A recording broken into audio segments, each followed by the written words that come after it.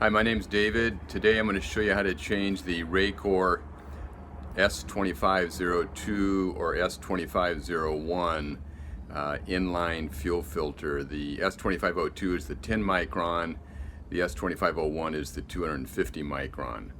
So we'll get started here. It's a real easy job. A few things you'll need to make the job easier is a small drain pan, maybe a big one too. You may or may not need that. Some rubber gloves, a few rags, and it's a good idea to have a small amount of clean diesel fuel. It'll save you having to prime the filter when we take it out. I'll show you that later. This is the replacement fuel filter element. I don't remember what they cost, but they're not too bad. And I buy several and just keep them in my spare parts bin. Okay, this is what it looks like installed, and this is the element here. We'll take that out.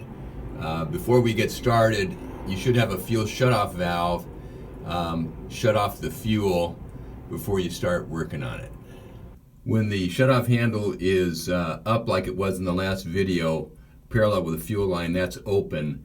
When you turn it 90 degrees, then it's in the closed position. So we've closed that here.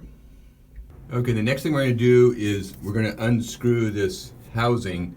Before you do that, put some rags beneath it and put a small drain pan or foil pan, something like that, underneath it to catch any fuel that you may spill removing this.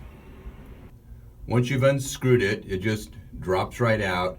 Keep as much fuel in there as you can. That way you won't have to prime this when you put in the new element. So next step will be to remove the old element. The old element just unscrews. That's all you do is unscrew it.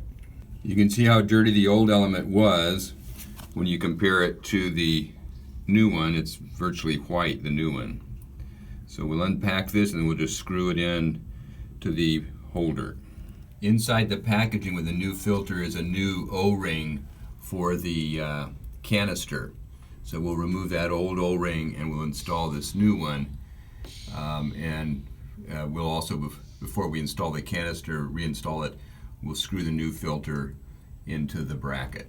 Okay, the new filter just screws in. You just put it up there and then screw it in gently until it stops.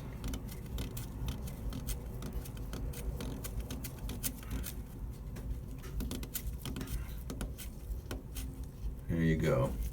And the black plastic at the bottom of my filter fell off.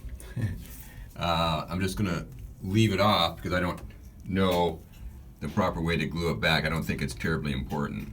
Okay, I just removed the old O-ring from the canister and reinstalled the new one. There's nothing to it.